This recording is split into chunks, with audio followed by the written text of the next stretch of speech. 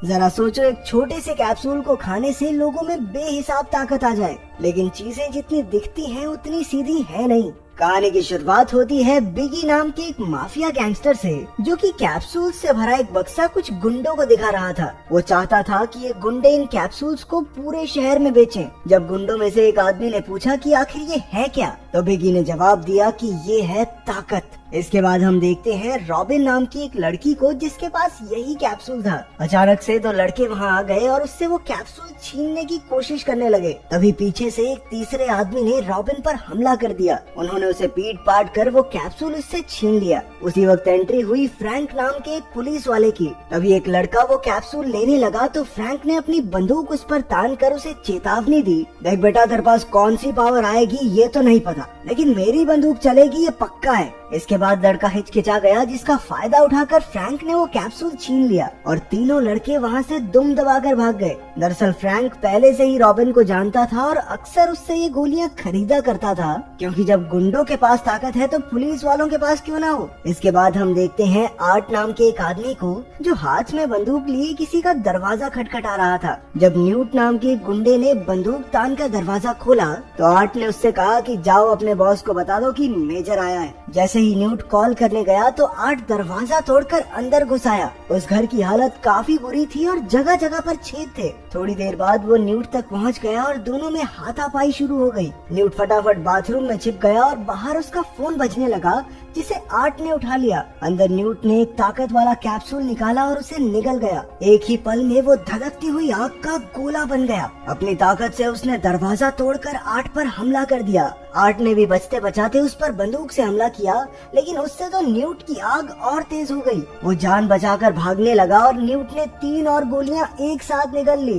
उसकी जबरदस्त गर्मी से घर की जमीन टूट गई और दोनों नीचे वाले फ्लैट में गिर पड़े, जहां आर्ट न्यूट को अपने पीछे बाथरूम तक ले आया। आर्ट ने उसे पानी में डुबाकर उसकी आग शांत की और उसे धमकाकर उसके बॉस का नाम पूछने लगा। न्यूट ने खांसते हुए जवाब दिया, बिगी। इसके बाद वो ड्रग ओवरडोज की वजह से आग में जलकर राख हो गया। जिस धमाके में वो फटा, उसी धमाके से आर्ट को अपने बीते हुए कल की एक झलक दिखाई दी, जहां एक कार एक्सीडेंट के बाद कुछ लोग उसकी बेटी ट्रेसी को उससे छीनकर ले गए थे। अगली सुबह जब रॉबिन की आंख खुली तो उसने टीवी पर न्यूट के घर में धमाके की खबर सुनी। असल में न्यूट उसका कजन था। रॉबिन की माँ ने उससे न्यूट का हाल चाल पूछने को कहा। फिर स्कूल में जब रॉबिन ने न्यूट को मैसेज भेजा तो उसके टीचर ने उसे फोन के साथ पकड़ लिया और पूरी क्लास के सामने उसकी बहुत बेइज्जती की। टीचर ने कहा कि वो जिंदगी में कुछ नहीं कर पाएगी। उधर आर्ट के पास न्यूट का फोन था, इसलिए वो रॉबिन से न्यूट बनकर बात करने लगा। उसने रॉबिन को मिलने के लिए भी बुला लिया। दूसरी ओर फ्रैंक एक बैंक में चोरी की जांच कर रहा था, लेकिन पता चला कि वो चोर किसी को भी दिखाई नहीं देता।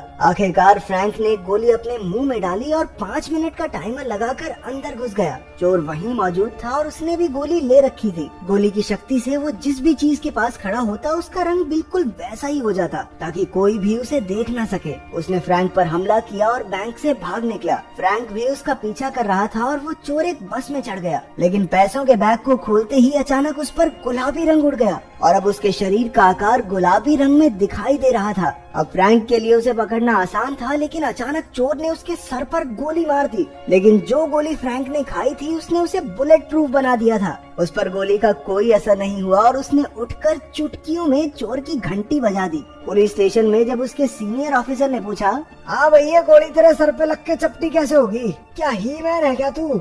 सरकार, मैंने वो कैप्सूल खाया था सरकार। कैप्सूल खाया था तो पुलिस में नहीं रह सकता। कैप्सूल खाने के लिए तुझे सस्पेंड किया जाता है। निकल जा मेरी आंखों के सामने से। फ्रैंक ने अपने सीनियर ऑफिसर को समझाया कि वो शहर की रक्षा के लिए ही ये सब करता है। आखिरकार उसके बॉस ने उसे आर्ट की फोटो दिखाकर कहा कि अगर वो इस कैप्सूल के पीछे के माफिया को पकड़ लेगा तो उसे उसकी नौकरी वापस मिल सकती है। उधर रॉबिन न्यूट से मिलने पहुंची, लेकिन आर्ट समझ गया कि रॉबिन भी न्यूट की साथी है। जब रॉबिन को उसका कजन वहां नहीं दिखा तो वो घर लौटने लगी, लेकिन रास्ते में ही आर्ट ने उस पर हमला करके उसे बंदी बना लिया। आर्ट ने रॉबिन को तस्वीर दिखाकर पूछा कि क्या यही बिगी है, लेकिन रॉबिन तो सच में कुछ नहीं जानती थी। बिगी तो अपने अड्डे पर अपनी बॉस गार्डनर के साथ एक नई और बड़ी डील की तैयारी कर रहा था। वहीं आर्ट ने रॉबिन से बिगी के एक आदमी को कॉल करवाया आदमी ने उसे एक दुकान पर जाकर एलिगेटर वाइन मांगने को कहा। रॉबिन ने वैसा ही किया और उसके बाद उसे एक खुफिया कमरे में ले जाया गया, जहां रॉबिन ने गैंग के आदमी को बताया कि आर्ट ने न्यूट का खून कर दिया है। उस आदमी ने एक कैप्सूल खाया और अपने साथियों के साथ आर्ट पर हमला करने चला गया। उनके बीच जबरदस्त लड़ाई शुरू हो गई। उधर रॉबिन जिस कमरे में बंद थी वो एक ट्रक से जुड़ा हुआ था। उसी वक्त ट्रक चल पड़ा और बाहर गोलियों की आवाज के बाद आर्ट दरवाजा तोड़कर रॉबिन तक पहुंच गया। उन्होंने ट्रक में एक खुफिया कमरे का दरवाजा तोड़ा, जहां उन्हें माफिया गैंग का सिक्योरिटी सिस्टम मिल गया। वहां उन्हें बिगी की नई डील की खबर मिली। आर्ट ने उसे बताया कि इस कैप्सूल के पीछे सरकार भी मिली हुई है और ये लोग इस कैप्सूल को पूरे देश में फैलाना चाहते हैं। फिर आर्ट ने उसे कुछ पैसों का लालच दिया और रॉबिन उसका इलाज करवाने डॉक्टर के पास ले गई। इस तरह उन दोनों में दोस्ती हो गई। उधर फ्रैंक रॉबिन से मिलने उसके घर गया, लेकिन पुलिस पहले ही वहाँ छानबीन कर चुकी थी। पुलिस रॉबिन की माँ को धमकी दे रही थी, इसलिए फ्रैंक तरकीब लगाकर खिड़की से बाथरूम में घुस गया और बाल गीले करके बाहर निकला। उसने झूठ कह दिया कि ये घर उसका है। उसने किस करने के बहाने चुपके से रॉबिन की माँ के कान में कहा, रॉबिन ने मुझे भेजा है, मैं जो भी कहूँ बस हाँ में हाँ मिला देना। पुलिस वालों के वहाँ जाने से पहले ही उसने पुलिस ट्रक में ट्रैकर लगा दिया, क्योंकि वो जानता था कि सरकार भी इसमें मिली हुई है। फिर फ्रैंक ट्रक का पीछा करने लगा और आर्ट रॉबिन के साथ बिगी के अड्डे की ओर निकल पड़ा। रास्ते में आर्ट ने बताया कि असल में वो मिलिट्री में हुआ करता था और सरकार ने फौजियों पर इस शक्तिशाली ड्रग के एक्सपेरिमेंट्स किए, जिससे कि उसके डीएनए पर भी इस कैप्सूल का असर हुआ। फिर जब उसकी बेटी ट्रेसी पैदा हुई तो उसके पास जन्म से ही शक्तियाँ आ गई थी, इसलिए सरकार ने उससे उसकी बेटी को छीन लिया। आर्ट का मकसद सिर्फ अपनी बेटी को छुड़ाना है। फिर दोनों बिगी के अड्डे पर पहुंचे और आर्ट उसके आदमियों को चकमा देकर अंदर मीटिंग तक पहुंच गया। बिगी ने कैप्सूल की सच्चाई बताते हुए कहा कि अगर कोई भी इंसान इसे लेगा तो उसके अंदर कई जानवरों के डीएनए से निकाली हुई तरह तरह की शक्तियां आ जाएंगी। इसके बाद एक औरत को कैप्सूल देकर एक कांच के डिब्बे में बंद कर दिया गया। ड्रग की वजह से उसमें बर्फीली शक्तियां आ गई। फिर धीरे धीरे डिब्बे के तापमान को 500 डिग्री तक बढ़ा दिया गया, लेकिन औरत को कुछ महसूस ही नहीं हुआ। वहीं फ्रैंक रॉबिन को बिगी के अड्डे के बाहर देखकर हैरान हो गया। उसे अब भी लग रहा था कि आर्ट ही बिगी है, लेकिन रॉबिन सच्चाई जानती थी। अंदर आर्ट ने अचानक बिगी के सर पर बंदूक तान दी और एक लड़की मरे हुए गार्ड को देखकर चिल्लाने लगी, जिससे चारों ओर अफरा तफरी मच गई। सबने अपनी बंदूकें निकाल ली, लेकिन बिगी अब भी आर्ट के कब्जे में था। बिगी के एक आदमी ने ताकत की गोली निगल ली, लेकिन उसी वक्त उसकी मौत हो गई। बाहर सारे गुंडे बदमाश आपस में लड़कर मारे गए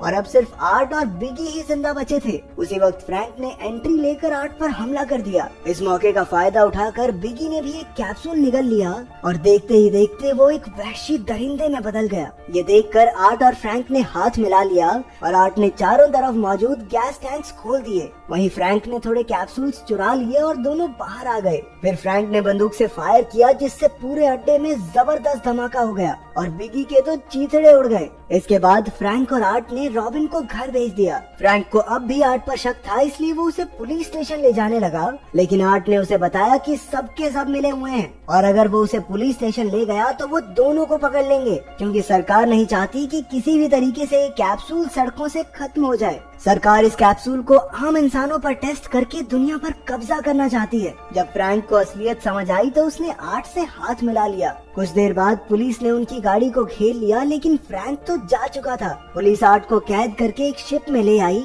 और फ्रैंक उसे बचाने आ पहुंचा। आर्ट को गार्डनर के सामने ले जाया गया, जो असल में इस सारे कांड की मास्टरमाइंड थी। वहीं रॉबिन को देखकर फ्रैंक गुस्सा हो गया, लेकिन वो तो बस उसकी मदद करने आई थी। जल्द ही वो दोनों कंट्रोल रूम में पहुंचे। फ्रैंक रॉबिन को ध्यान रखने की जिम्मेदारी सौंपकर आर्ट को बचाने निकला। तब उसका सामना हुआ एक गुंडे से, जिसका शरीर इतना लचीला था जैसे रबड़ का बना हो। रॉबिन ने कंट्रोल रूम से ही फ्रैंक की मदद की। उसी वक्त कंट्रोल रूम में एक आदमी घुस आया, लेकिन तब तक रॉबिन सिस्टम बंद करके ट्रेसी को बचाने निकल गई थी। उधर आर्ट ने माफिया गैंग को बताया कि उसके शरीर में एक ऐसे जानवर की शक्ति है जिसके चुटकी बजाने पर बिजली निकलती है और उस बिजली का तापमान सूरज के तापमान के बराबर है। उसने चेतावनी दी कि अब भी उसके मुंह में एक कैप्सूल है। इससे डरकर माफिया गैंग ने उसे रिहा कर दिया। सॉरी भैया, गलती हो गई, आप आराम से रहो, क्या लड़ाई झगड़े में क्या रखा है। फिर फ्रैंक की मदद से आर्ट ने एक गुंडे का खात्मा किया और तब तक रॉबिन भी ट्रेसी को छुड़ाकर उसके पास ले आई। आखिरकार आर्ट अपनी बेटी से मिला और सब बोट की ओर चल पड़े। लेकिन जैसे ही हमें लगा कि सब सही हो गया, पीछे से एक हमलावर ने रॉबिन को पकड़ लिया और आर्ट को उनके सामने आना पड़ा। आखिरकार उसने गोली निगल ली और फिर शुरू हुआ उसकी शक्तियों का तांडव। उसके आसपास की हर चीज में धमाका हो गया। अंत में वो खुद भी जमीन पर गिर पड़ा। पता चलता है कि उसकी बेटी ट्रेसी के पास किसी भी जख्म को ठीक करने की ताकत है। उसने अपने पिता को ठीक किया और सब जान बचाकर वहाँ से निकल गए। बाद में फ्रैंक ने ये सारी कहानी दुनिया को बताई ताकि सरकार का पर्दा फाश हो सके। अगर तुम्हें मौका मिले तो क्या तुम इस कैप्सूल को ट्राई करोगे? कमेंट्स में जरूर बताना। मिलते हैं अगली वीडियो में।